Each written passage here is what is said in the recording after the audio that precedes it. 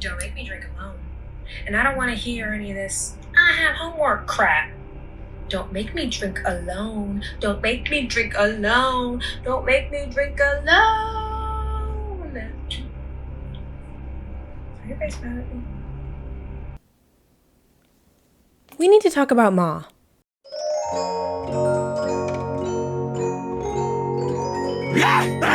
If you haven't heard of Ma before, first of all, you're lying.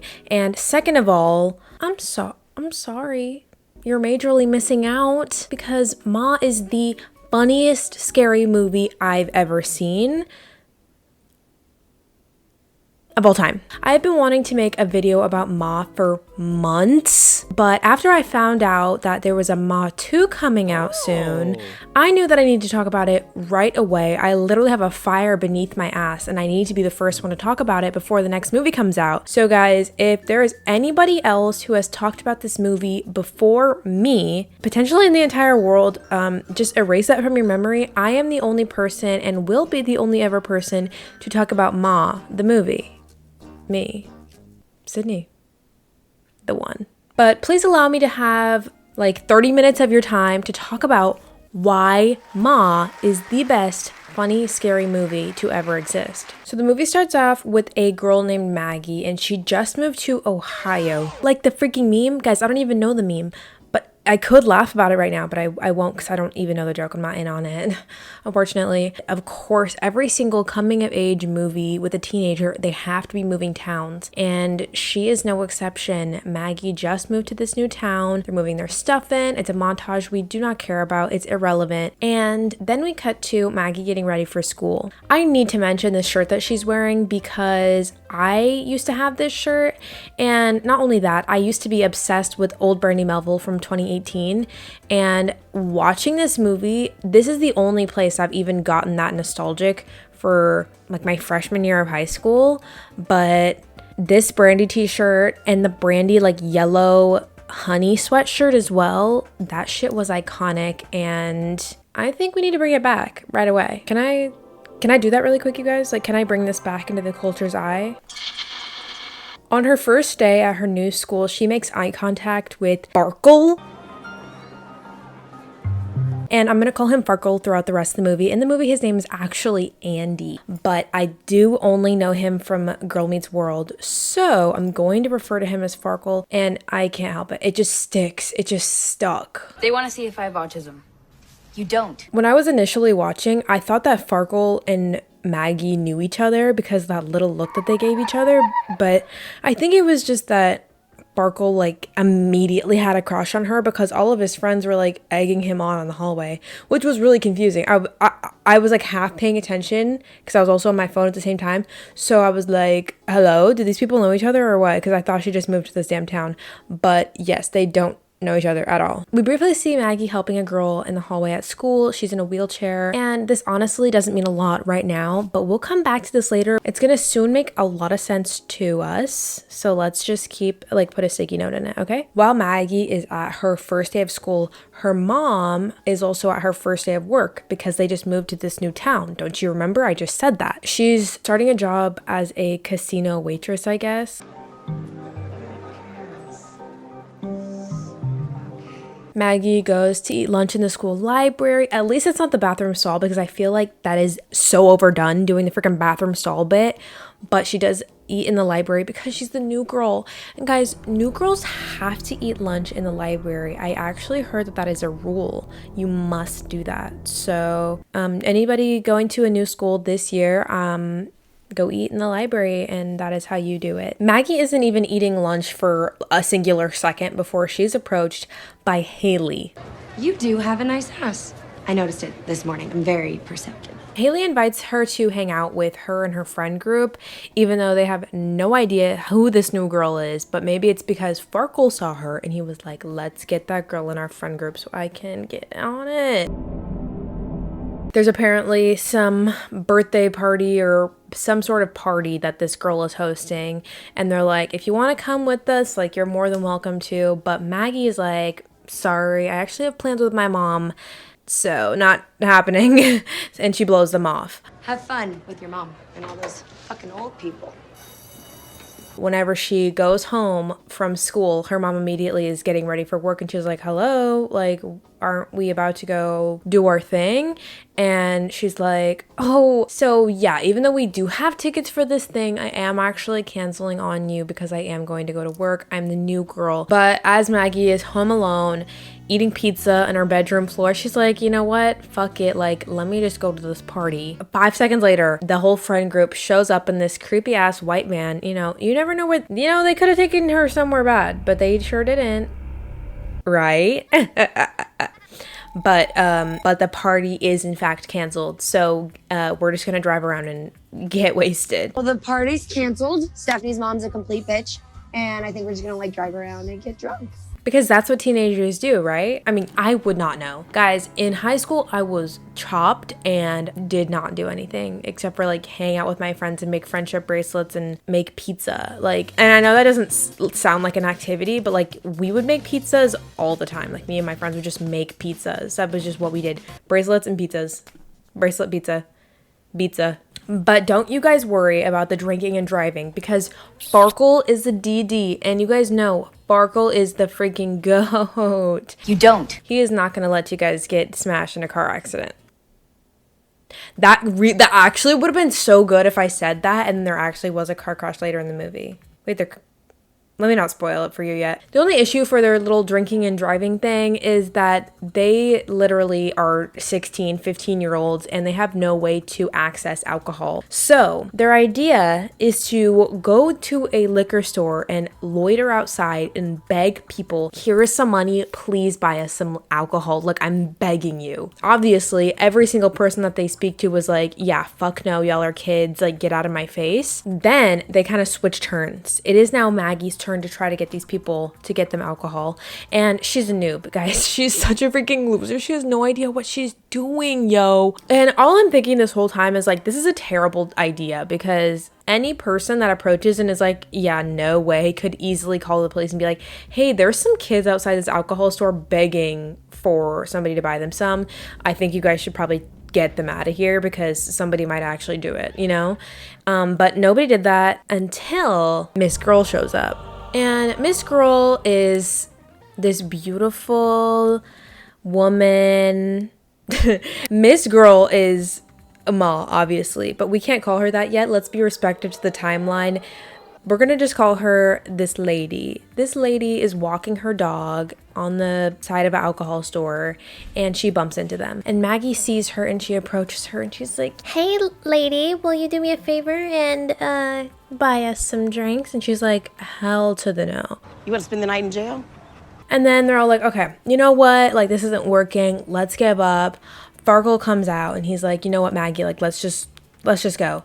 And once this lady sees Farkle, she's like, wait a damn minute. Well, I'll help you guys out. I will help you guys out. Oh, now I see what's going on. So it's obvious right away that this lady is interested in something that Farkle has going on. They told her that they'd be going to the rock pile, which is apparently just like a teen hangout spot, and that nobody would be drinking and driving. It would be Farkle driving, and he's not planning on drinking anything. We used to hang out there all the time when I was a kid. So there's nothing for her to worry about, and, you know, if she's worried about their safety, then that's not an issue because Farkle has it under control. Come on, lady. We're 15 years old. We're old enough to have alcohol now. Just give it to us, please.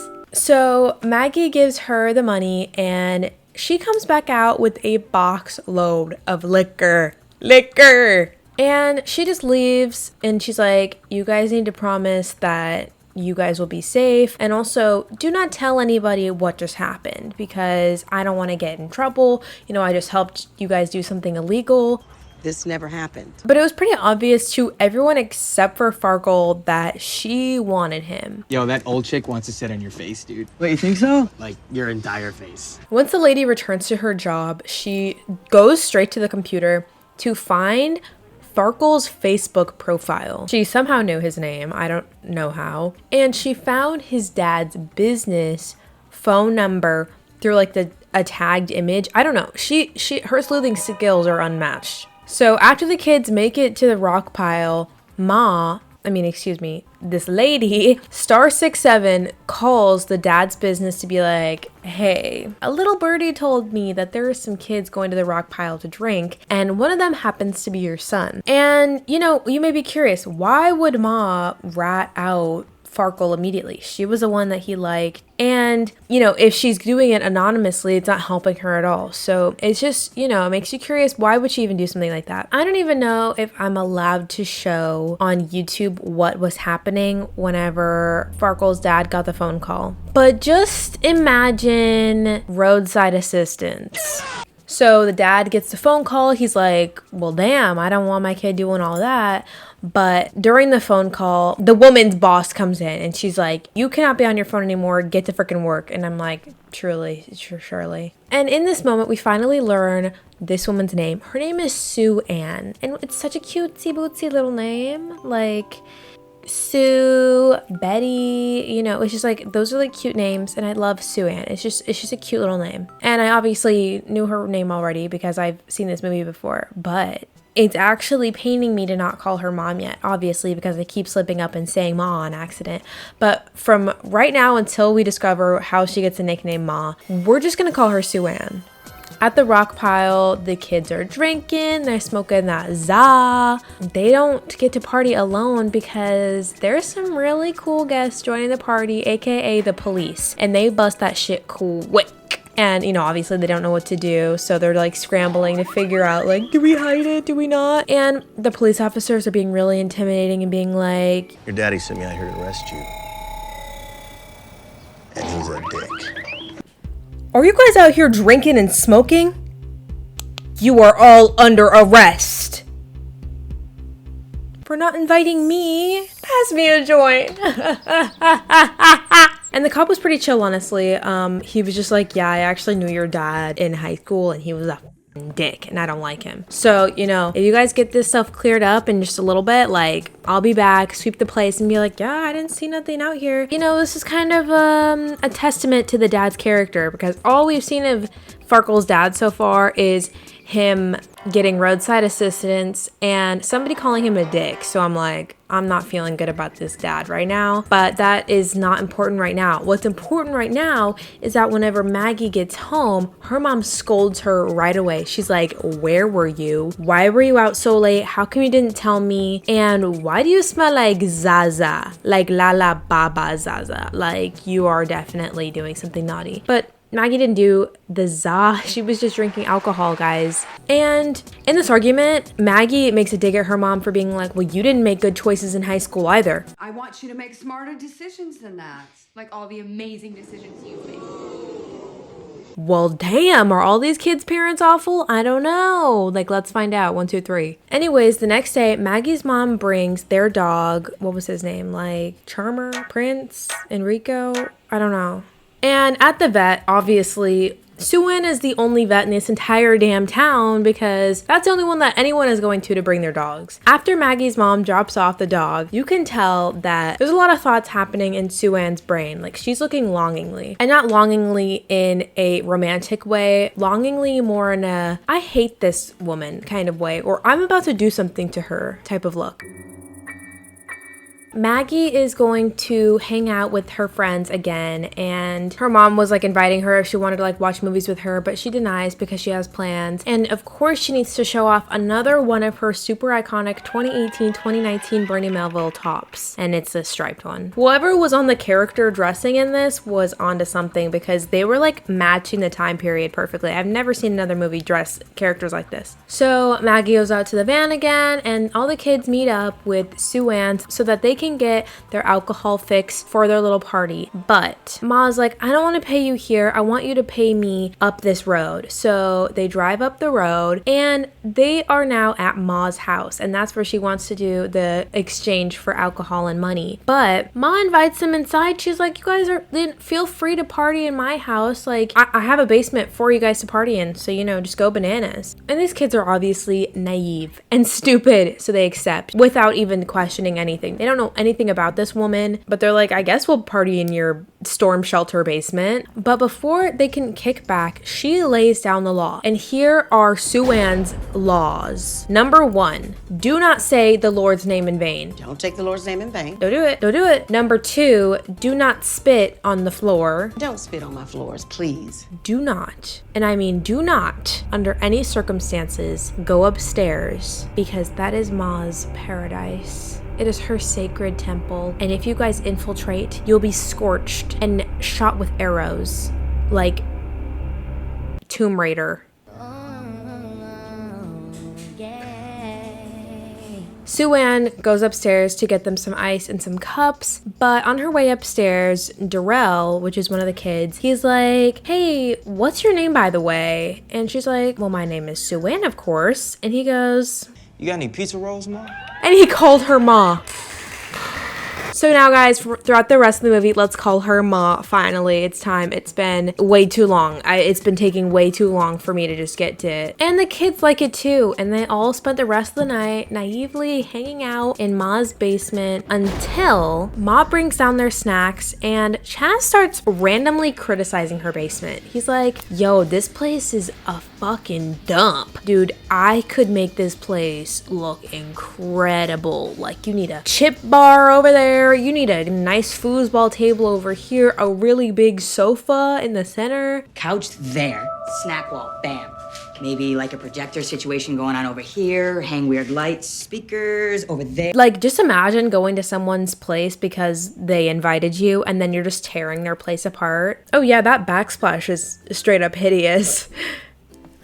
And I've never seen a TV with less pixels in my life. And I actually had a tube TV growing up. I'd say just rip this house straight up out of the ground and start from square zero. Chaz goes way too far with this criticism of her basement, and none of his friends are cool enough to just tell him to stop. They're all just like, guys, you are there too. You literally are also there. You could say something, but they didn't. And unfortunately, Ma has no hesitation to pull a gun and pull it in betwixt his eyeballs. Pretty cool, huh? I could feel bad, but Chaz was being a jackass, so I don't really actually feel that bad at all. And maybe it's karma. But obviously, she's not gonna shoot him, right? She's just gonna make him strip to his underwear, and a little bit less than that as well. It felt like a dig to Ma, because it seems like all she cares about is, you know, fitting in with these teenagers. So I can empathize with the fact that she wanted to fit in with them, and then Chaz being like, well, I don't think you're cool, or you don't want to be cool because you didn't do this, that, and this and that. I mean, it's just attacks at her character that are just making her more and more enraged. And you don't want to enrage a stranger. You never know what other people are capable of. Like that girl said in my last video, you never know who you're dealing with. You never know. You should watch how you're speaking to people, because you never know who you're talking to. Was that my last video? I don't know. Anyways, he strips butt naked. What? You are under arrest for being so dang cute. But she played it off as a joke. And they all just laugh, because I think that they genuinely have an IQ of 3.5, because this is not a joke. And it was clearly a threat, but they did not take it seriously. Put that thing away. But you know, think about it this way. Maybe it was a strategy in order to not provoke Ma, that they just were like, like, it's funny, ha ha ha ha ha, like, let's run away from here forever after this, you know, really awkward interaction. But no, they actually don't seem to care, because none of them ever talk about this moment ever again. But it still just seems like they're really wildly naive. And I mean, Farkle laughed way too hard at that. And whenever they go to leave, Ma leaves an open invite, obviously, because she's a great host. And she's like, you guys know where the party's at now, so you guys are welcome to come back anytime, sweetheart. And this moment actually led to a flashback of her being young at school. It's at lunchtime, I think, and some guys invite her over to the rock pile that night. And I'm not sure why they made the flashback look like this. It looks like it's literally from the 1920s. I think it's supposed to be the 80s because of the crimped hair, but I don't know. I feel like the filter makes it look like it's the 20s, and Sue-Ann's outfit looks like it's from the 20s. The next day, Ma goes on Facebook again because she is the Facebook sleuth and she finds Maggie's Facebook. And through that, she finds Maggie's mom's Facebook. And through this, she was able to find where Maggie's mom works and went to the casino that she worked at and was watching her from afar. I don't know, just intake learning. And as Maggie's mom works, she runs into Mercedes. And Mercedes is somebody that Maggie's mom used to know in high school. And Mercedes is also with Ben. And Mercedes and Ben, if you guys could flash back a little bit, were the people that were giving roadside assistance in the beginning of the movie. We know that these animals are a little bit crazy. And it's even clearer now because Mercedes is like shit-faced. She's being rude. She's being condescending to Erica, which is Maggie's mom's name. Hey, don't you fucking touch me, Mario. It all gets a little bit too overboard until she just gets kicked out of the casino. Thanks for taking my drink. I'm sorry if I look different. I swear to God, Ma just drugged me because I just passed out for like 2 hours, like in the middle of filming, which I've literally never done before. But I think it's because I accidentally took 3 Tylenol earlier, whenever I probably shouldn't have taken that many. So, but I'm a little bit more rested now. Do I look it?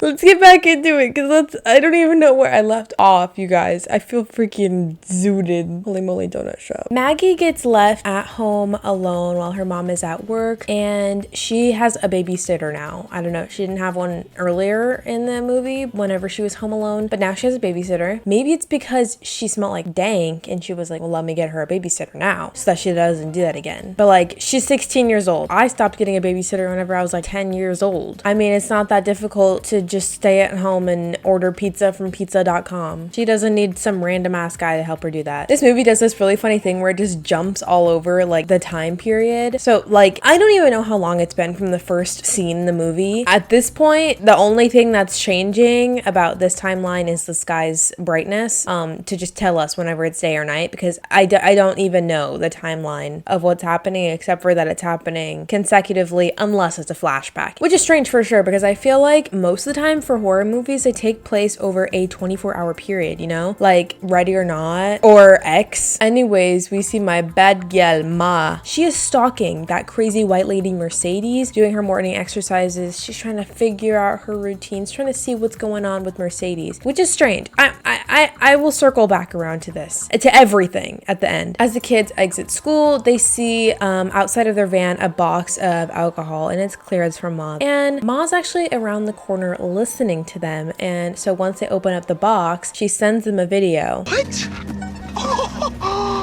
Hey, I was just thinking, why wait for the weekend? It's 5 o'clock somewhere.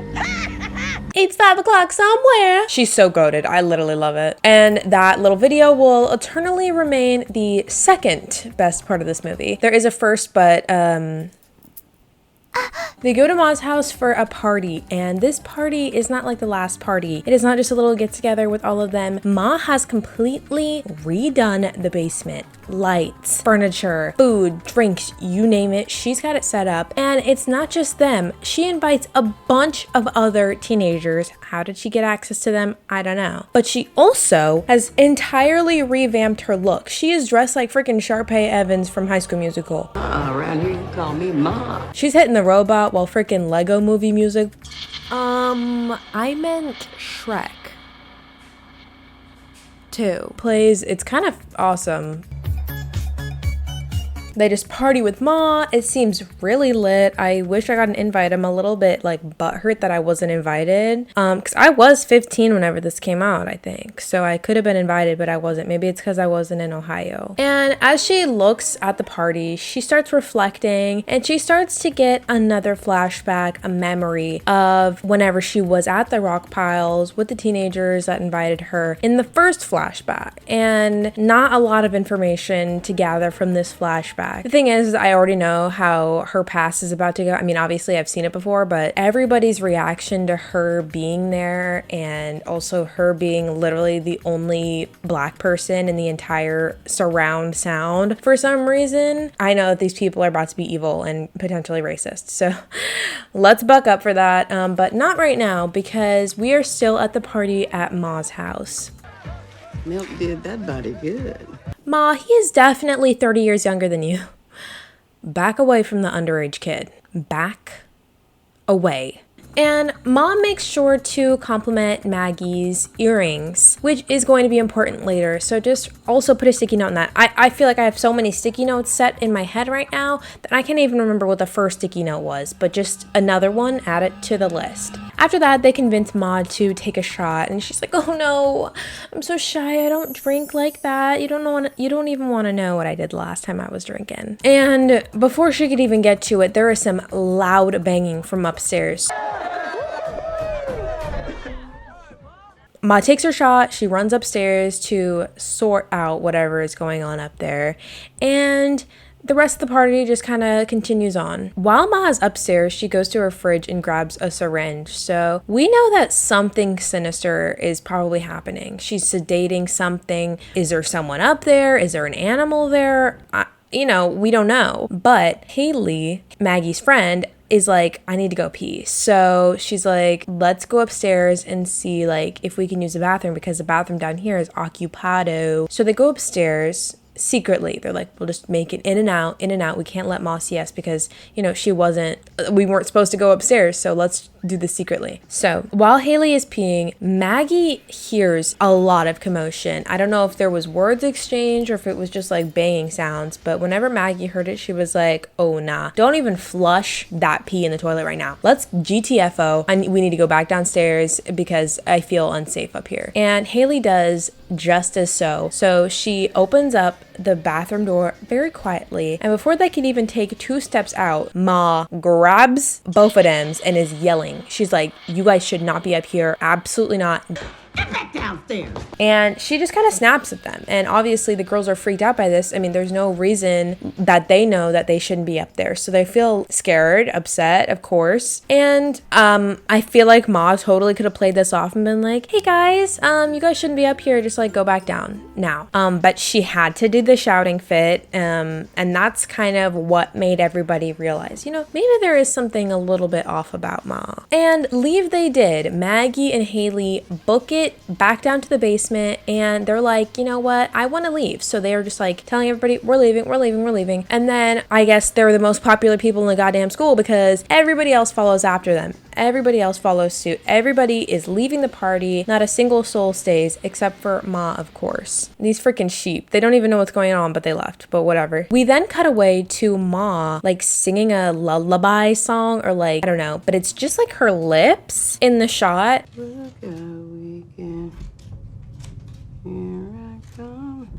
It's kind of an interesting shot, if you think about it. I mean, most movies don't do shots like that, very like up close, but it's Ma cutting out a picture of herself. And so we're like, what is she doing with that picture? What is she about to do with that picture? She's about to have a Mean Girls moment and make her little like burn book and be like, "These girls just called me a fugly slut. Farkle, you should date me instead," type thing. You know what I mean? But since we have no context, it's kind of funny that she's just like, la la la la la, cutting out a picture of herself. But the next day, Maggie woke up to a million texts from Ma apologizing, her being like, "I'm so sorry, I was way out of line, I should not have done that." And Maggie chooses to ignore that. She goes to school, she tells Haley, and it's kind of cryptic the way that the school day goes, or the way that time passes in this movie, because they are not there for 5 seconds before the school day is over. Here's how the school day goes. Go into school, this random girl shows Haley and Maggie a bracelet. Farkle calls Maggie over, asks her to be his girlfriend. They walk out of the school, and the school day is done. And on their way out, Ma catches them, not actually like physically, but she's like, hey guys, like, what's up? And she's like, "You guys need to come over and party. Like, I miss you guys. I got this new drink we need to try. Like, please come over." And they're all like, like homework, and I'm busy. And unfortunately, Haley does get a little bit snappy, and she's like, Girl, you need a man.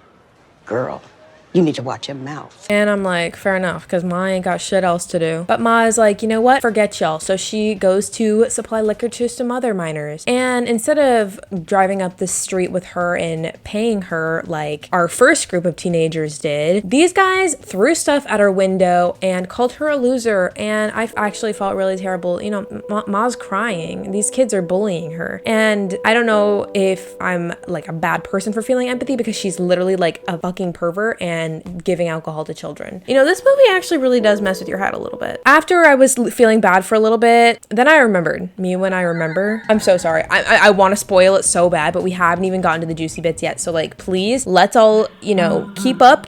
Come on, let's get to the good bits and then we'll be done soon. Okay, come on, let's go. Now suddenly Ma is kung fu fighting. Stephanie is having a birthday party at Ma's house. And if you're wondering who Stephanie is, keep wondering because I still don't even know. And I watched this movie like 4 or 5 times. And Ma literally looks like she went to the University of Sturvington. I just have to say, she may have graduated with a bachelor's degree. I went to the University of Sturvington, but I only got an associate's degree. So Maggie is there, even though that whole situation happened. I guess she was just willing to forgive and forget. Ma is warning Maggie, like, you never know like what these boys are like. So like, I suggest you be careful because he could really break you and hurt your heart because I care about that little sweet heart inside of your chest. We only want one thing.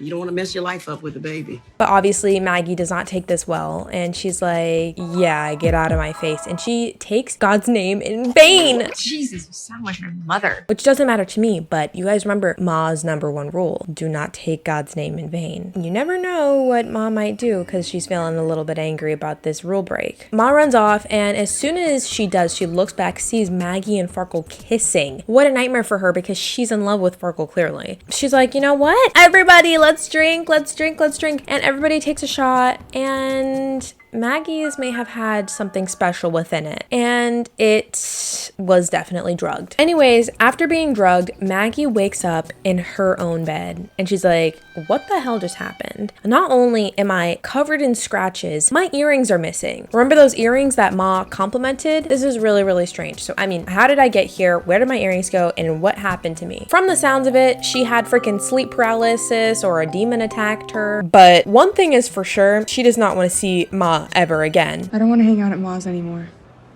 And I don't want you there either. Seriously? Yeah. Maggie and Andy meet Maggie's mom, yada, yada, yada. Nobody actually cares about this because we don't know these people. We don't know anything about them, so why would we care about them being in a relationship? But at this little get-together that they're having, Ma sends an invitation to Farkle. I don't think that Maggie gets one at this point, and it seems like she's got some favoritism going on.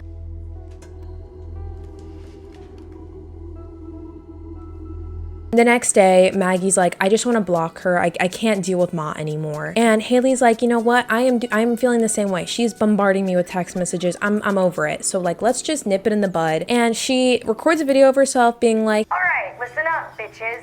Everybody block Ma for good. I'm serious, that bitch is crazy. Everybody receives this text message, even Ma, for some reason. The whole point of telling people to block someone is that you don't tell the person that they're blocking because then you're just gonna provoke them. But Ma receives this video and clearly does not take it well. And Ma in the nail salon has her epic crash out. How about you mind your own damn business? You making your business my business. Not today, old lady. Not today. You bitch. All the while she is meant to be at work right now. And in this moment, Ma gets another flashback to whenever she was in school and she got lured into a dark closet with a boy. And I'm assuming that this is supposed to be, you know, the guy that she was with at the rock piles, you know, the guy that she was kind of flirting with, the guy that she had a crush on. Hello? They were like, let's do something freaky. Well, you can't see, it's dark. So, you know, that's kind of the assumption of what's happening. The night that everybody stops talking to Ma, she bombards them with videos. And this is gonna be the best, I don't know, 45 seconds of your life. Watch, please. Hey, this is Ma. I got a new number. Just picking up a few things. Don't make me drink alone. And I don't want to hear any of this. I have homework crap. Don't make me drink alone. Don't make me drink alone. Don't make me drink alone. Are you guys mad at me for something? Look, I really need you to meet me at the rock piles after school tomorrow. It's an emergency. Please come. Don't make me drink alone. Don't make me drink alone. Don't make me drink alone. Honestly, the videos progressively get better and better and better. You're just like, I need to see the next one. I need to see the next one. What is Ma about to say? And the last thing she says is, please meet me at the rock piles tomorrow. And these people are freaking idiots because they do. At the rock piles, she tells them, guys, I have cancer. And that's why I've been acting so crazy. And now this causes them to make a bunch of excuses for her behavior. Like, you know, Farkle's mom has had cancer before, and he's like, you know, the medicine makes you do crazy stuff. So I can understand why she's been weird. And Haley notices right away. Do you guys remember how that girl showed off the bracelet at school? Now Ma is wearing it. So Stephanie's bracelet was stolen, and it was particularly strange because the bracelet was given because of some sort of anniversary thing with her boyfriend, or, you know, some sort of testament to their love. So it was like, not everybody's gonna have that bracelet, you know what I mean? So it was pretty obvious that Ma stole that bracelet. And Ma just asks them, you know, I just need you guys to be my friends right now. I just need to get through this really hard time, and you guys have been my outlet. I have been having so much fun with you guys, and that's gonna be my key to recovery, so please. And obviously she's not telling the truth, because if she had cancer, I feel like we would know. But she invites them to a party on Saturday. You want to come over on Saturday? No pressure. After Haley notices this bracelet, she pulls Maggie aside and she's like, okay, but I saw this bracelet on her. And then Maggie's like, wait a damn minute, I am missing my earrings. And then Haley's like, wait, I'm missing my ring. We need to go to Ma's house and see if we can find our jewelry that she 100% stole from us. They're like, okay, let's go, because they're freaking stupid. And they go over to Ma's house. And at Ma's house, they are like just going through the house, going to her room, going around the living room. And in Ma's room, they see her room is like insane. A collage of pictures of all of them, pictures of their parents, pictures of Ma cut out with the freaking parents. And it's a little bit disturbing. They're like, what the before they even could explore for long, this little girl shows up and we're like, who the why are you just walking around with this mask in this house? Like, actually, who does that? But I mean, hello? And this is actually Jeannie. This is the girl from the beginning of the movie. Whenever Maggie helped her in the wheelchair go up, like some ramp in the school. So now we know that Ma has a daughter, and she's like, oh, well, I haven't seen you at school in a minute. And she's like, well, yeah, I'm sick. I'm not allowed to like leave school. But also, like, did you guys notice that she was like walking? Wasn't she in a wheelchair earlier, but she's just walking around at home? So we're all feeling a little bit curious now, right? And while Ma is at work, she gets approached by Ben, who is Farkle's dad. And he's like, oh my God, like, hey, I didn't expect to see you here. You know, let's catch up over dinner sometime. And Ma's like, oh, yeah, like this guy? Yeah. I'd like that. Oh, let me get in on that, because at this point we kind of know, like, this is probably the boy that she liked in high school, right? And so for this little dinner date, she's like, okay, I'm gonna go home, I'm gonna freshen up, and then I'm gonna go meet you at this restaurant. And he's like, perfect, okay, like, meet you there. And so Ma's like rushing home so that she can get ready and go on her little date with Ben. But in case you guys forgot, Haley and Maggie are still at her house. And so as the car approaches, they start freaking out. They're like, we need to get out, we need to get out. And Jeannie is a sweetheart, and she helps, you know, them escape. She's like, you guys need to go this way, go that way. They make their grand escape. I don't know how Ma didn't notice them leaving, but you know, it's a movie, so it's not real life. And Ma notices that there was somebody in the house because she has a killer intuition, because she's like touching this like little glass porcelain cat. And I'm like, did they even touch that to begin with? Why are her senses so good? I don't even know. We see that whenever Ma comes home, that Jeannie goes back into the wheelchair. And so I'm kind of getting a Gypsy Rose Blanchard vibe from this. Like, her mom is making her sick, giving her a bunch of medications so that she stays immobile. And isn't this kind of terrible? Like, I feel so bad for Jeannie, because not only is she not allowed to leave her house because her mom was like, oh, you're sick, the doctors don't just see it yet, but she's also supposed to stay in this wheelchair, and her bedroom is on the second floor. Like, what, you can't go down to the kitchen? Who is taking care of her? Nobody is home to take care of her. So while Ma is running amok, freaking drinking and stalking people, this kid is at home. At dinner, it seems pretty chill with Ben. You know, they're just catching up, talking about this, talking about that, until his sneaky ass pulls out a tracker, and he's like, you know what this is? And Ma's like, oh, I don't. Like, what is this? Tell me about it. And he's like, it's a tracker, and it's been on my son's car, and so I know that he's been to your house, and I'm gonna need you to stop seeing my son. I'm gonna get some stuff involved if you don't cut this shit out. And it was obviously a threat, but I'm like, honestly, I feel like that was kind of badass. The fact that he just laid it all out like that, like, he knew exactly what was going on whenever he went into the vet. Like, he knew that she worked there. So, I mean, props to him. It's not just him calling her out, you know, holding her accountable, or her, you know, threatening her like, you can't see my son anymore. But he also continues to bully her. So it's pretty clear that he was not a good guy, you know, whenever she knew him. You're a loser, Sue-Ann. You always have been, and it's pathetic.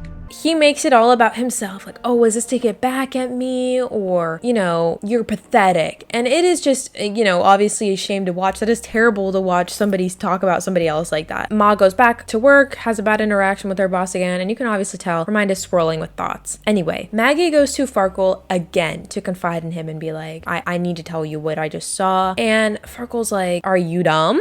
What does she say? In Dundas Square, are you dumb?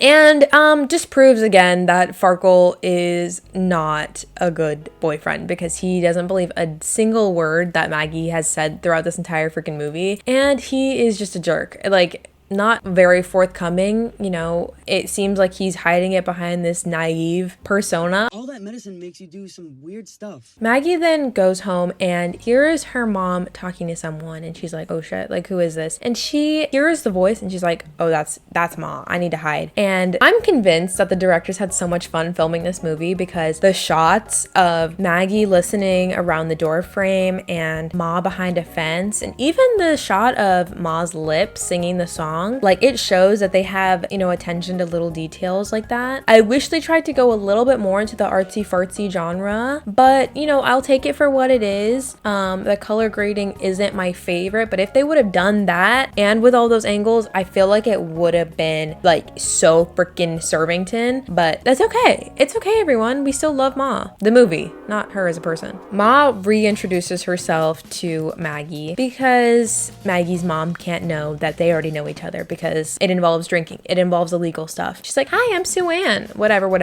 And she kind of warns Maggie, you know, you should keep an eye on your dog. And that sounds kind of threatening. Maggie, you look after that dog for me now. Doesn't it? What are you about to do to my dog? Oh my god, the dog's name was Louie. And we get another flashback. Hopefully this is the last one because I am so over talking about the flashback. But it is Ma coming out of the closet. Not that way, but it could be that way if she's about it. But she's exiting the closet whenever she was with the guy. And apparently the guy that she ended up doing that freaky stuff with was not actually who she thought it was. So these people just played a huge prank on her in order to make her suck on some random ass guy, which is awful and terrible. And young Ben and young Mercedes and I think young Erica were all a part of this in tormenting Sue-Ann as a child. And as she's having this flashback, Ma, this is her break. This whole picture puzzle is finally put together and Ma has her break, and now she's going sicko mode. As she's having this memory, she is driving and hits Mercedes with her car. Literally kill count 1. And it's not just that. September had to play, like, do you remember?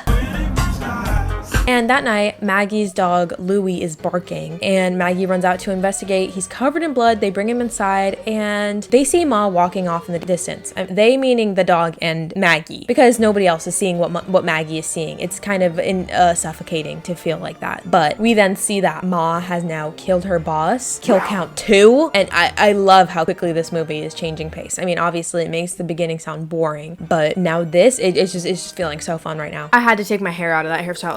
It started to hurt. This video is going terribly. I could cry, bro. I could cry. Considering the dog is literally on its freaking deathbed because, you know, it's bleeding. Maggie's mom is like, oh my god, let's call Sue-Ann. We need to get her up in here. She's gonna be the doctor to our dog. Like, let's get her. But Maggie's like, we can't. And you wanna know why? Because I have a sordid past with her. And, you know, Maggie tells her mom about what used to happen at Ma's basement, and Maggie's mom is no doubt furious. And meanwhile, at Ma's house, she lures Ben over to her house by taking the tracker from Farkle's car and keeping it at her house. So he's coming looking for her son. He's like, where's Andy? And he's obviously not there because she duped his butt. And so she immediately sedates him. And whenever he's on the floor, he like goes to like itch his nose or something, but like,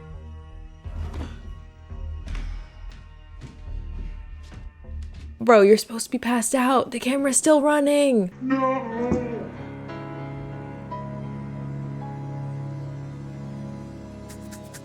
She ties him up and he's on the bed, like tied up on the bed, and he's butt booty naked, bruh. Butt booty naked, and he has a nice linen towel draped over his lollipop. She takes a blade to it, his la-la.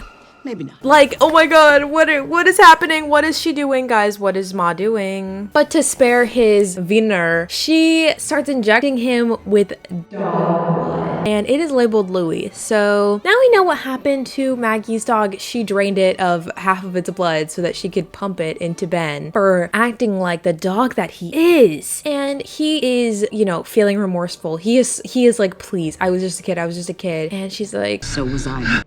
and I cannot lie to you, she ate with that line. Like, that is the best line of the whole movie. Me too, motherfucker, because she was just a kid. Kids are capable of hurting other kids, and I feel like a lot of people aren't ready to recognize that. And I guess for some reason, while he is on the bed getting dog blood pumped into him, Ma's like, oh, let me go to the liquor store. And she does. And she ends up bumping into Maggie's mom there. And Maggie's mom confronts her. She's like, I know what you have been doing with like all of these kids. What the is wrong with you? You're batshit. Like you need to be arrested. You are an offender of sorts. And Ma's like, oh, well, me, I'm little old Sue Ann. I've never dealt with something like that in my life. You're crazy. I think you've had a little too much coffee. Excuse me. Maggie is at home and is then sent to her phone videos of Ma and Farkle partying. And not just that, Ma is wearing Maggie's earrings. And I'm disgusted. Like, I'm literally disgusted that Farkle had the audacity to listen to Maggie pour her heart out with worries about Ma. And he did not give a singular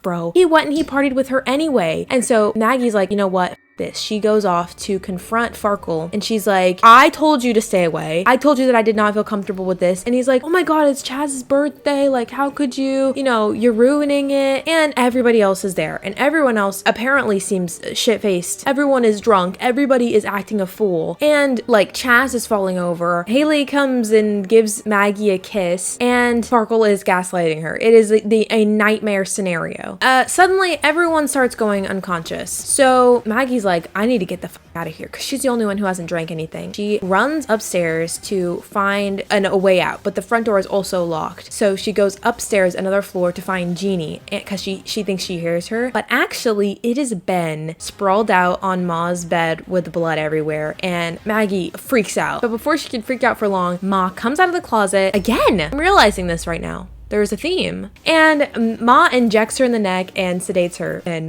she knocks out. We are now the next day. Maggie's waking up and it's birds are chirping. Like, imagine that. But actually, it's completely opposite of that because Maggie has a collar around her throat. She is connected to the wall, literally chained up to the wall. She looks around and Ma is there as everyone else is also chained up to the wall. And it's interesting again how the peak of tension is in the morning time, 7 a.m. It's really interesting because only movie that I've ever seen, like horror movie I've seen this in, is Ready or Not, whenever daylight comes around and everybody dies. But yeah, I feel like that's the only time I've ever experienced some sort of AM kill fest. But Maggie's mom is getting ready for the day and she's like noticing Maggie isn't responding to her calls, and she's like, okay, where's my daughter right now? Am I being pranked? Where is she? And she notices that she's missing and she starts to freak out. She's calling for help. She's like, what the heck? Where is my daughter? Where's my daughter? And while Maggie is chained up to the wall, Ma is like going to each person and torturing them and harming them with a different motive behind each person. Okay, get this. So Chaz, she calls him the hottest guy. So she burns his skin with a clothing iron. And Haley talks too much. You guys remember how she said, Girl, you need a man. Girl, you need to watch your mouth. And sure does she shut it. She sews Haley's mouth shut. And you can obviously tell like her mouth is made out of like gummy bears. Like it literally looks like it's made out of like spirit gum or something. She also paints Darrell white with paint. She's like, they've only got room for one of us. You need therapy, honey. You do. And that's okay. Everybody needs therapy. But you're having an identity crisis of sorts. Farkle wakes up to all of whatever is happening around him. He's like, what the is going on? And I think Farkle's defense mechanism is to kind of play along and go with Ma and whatever she's saying. But he confesses his love. I love you. and kisses her. It seems like a good defense mechanism at first until I start to question, like, is it authentic? Like, I actually don't know. We know nothing about this Farkle guy. I mean, Andy guy. So it's like, I don't know how much I'm supposed to believe that this is disingenuous. But either way, this kiss made me so uncomfortable. It is so illegal. It is so disgusting, and I never want to see anything like it ever again. So don't ever do this ever again. She stabs him for lying. Liar. Then suddenly a police officer shows up at the front door and she's rushing. She's like, you guys do not make a singular sound. I will be right back. So she tells the police officer, oh, don't worry. There's nothing going on here. But he's like, girl, there's like hella cars outside your house. There's cups everywhere. There's clearly something like going on here. So what happened? And Maggie starts making a bunch of noise downstairs. She's like, you know what? This is my only opportunity to get saved. So she starts slamming shit around. But before the cop could go and investigate, he gets moited. So Ma has to force poor Jeannie to carry him inside on her wheelchair, mind you. She is the true hero of this movie because this poor girl's having to do terrible, terrible things. This girl is being tortured. Ma comes back downstairs to be like, Maggie, your life is now over because you almost gave us away. I told you not to, and I told you that there would be consequences, and you didn't believe me, but look it, you're about to taste this wrath. But before then, please take my picture. And you can't be in the picture, but I need you to take it. And she needs to recreate this like weird fantasy picture that she has collaged together with all of the children of the people that she knew in high school. And once Maggie has taken this picture, Ma literally hangs Maggie from her collar. And she's not dying because it seems to be like a padded collar. It seems kind of nice instead of like one like thin one, because I feel like that one would just like get you instantly. Jeannie is upstairs screaming for help. Mom, he's moving. And so Ma's like, okay, y'all stay put. And as Ma runs upstairs, Jeannie hits her with a freaking thing. And Ma goes flying back down the stairs. So she's conked out. And her flying down the stairs, she ends up hitting a candle, starting a fire in the basement. There is way too much going on. So everybody else is like either unconscious or, you know, hanging from the ceiling. And there's also a fire going on. And Jeannie is obviously weak and not able to help much. So you would think that she would back down from this fight, but no. Jeannie is the strongest woman in the world. She comes back downstairs and she unchains everybody and she's like, we need to get out of here. Let's freaking go. But they don't even need to work for it because Maggie's mom and this random ass babysitter from earlier break open the storm shelter and they're getting everybody out. But final moment, it is Maggie and her mom and Jeannie, and Ma wakes up and she's like, Jeannie, you're not going nowhere. And so she's holding her back and she's like, I'm just gonna put you to bed, sweetheart. Don't even worry. This really tension-filled moment is insane because Maggie's mom is apologizing profusely to Ma for everything that she did. I should have stopped it, okay? I should have stopped it. What did that? Maggie runs away from her mom, grabs the knife, stabs Ma. Jeannie runs away from Ma's grip and they all leave the storm shelter. And behind them, Ma is down there. Freaking explosions because I'm sure like the heater and, you know, gas stuff is all down there and there's a fire. So there's hella explosions happening. You would think now Ma is now dead, but no. She emerges from the smoke in her house and makes eye contact with Maggie through her window, which is an insane moment here. Like, tension is crazy. You could tell like so much by their faces, like how they feel. Maggie is angry and she's like, you're getting what you deserve. And Ma is filled with rage, betrayal. She is angry that she lost. And you can tell just by the exchange of looks. But Ma's not willing to fight anymore. She goes back upstairs and she lays with Ben's corpse on her bed and the smoke fills the room. And I'm sure you could guess what could happen whenever you're in a smoke-filled room for an elongated period of time. And I can't even lie to you, that's kind of a savage death. And that's just kind of where the movie ends. Do you love Ma yet? Did you just say you still don't like Ma? Okay, give me 2.5 minutes and your full attention, and maybe this last bit will change your mind.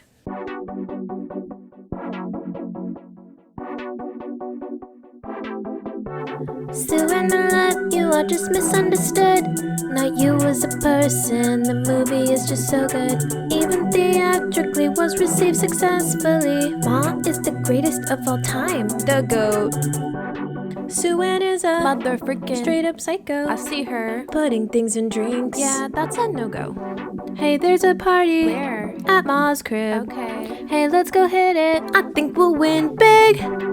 I hear her parties are the best. Let's go take it for a spin. When we get there, I wanna see the chip bar, then I wanna see her doing my lap. You are just misunderstood. Not you as a person, just a movie is so good. Even theatrically was received successfully. Ma is the greatest of all time, the GOAT. There is something about Ma, the movie that just makes it so iconic. It doesn't help that she's so fab.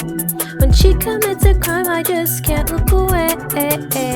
There's something about a crazy bitch that makes you wanna throw your checks. Let me see her in that hat and I will have a heart attack. Hey, I sit and watch her home, alone, no one to phone, not even Ma. I'm gonna turn to stone. All she wants is Farkle, not even me, and I sparkle. They call me Rigatoni because I'm smooth as hell. And once Ma takes me, she will be eating well, but I'll be alright. Come sit on my lap and have a bite. Sit on my lap, you are just misunderstood. Not you as a person, just a movie is so good. Even theatrically was received successfully. Ma is the greatest of all time, the GOAT. There is something about Ma, the movie that just makes it so iconic. It doesn't help that she's so fab. When she commits a crime, I just can't look away.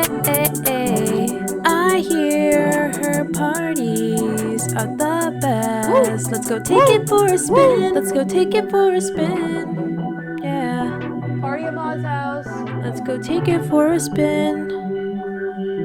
I want to see that chip bar.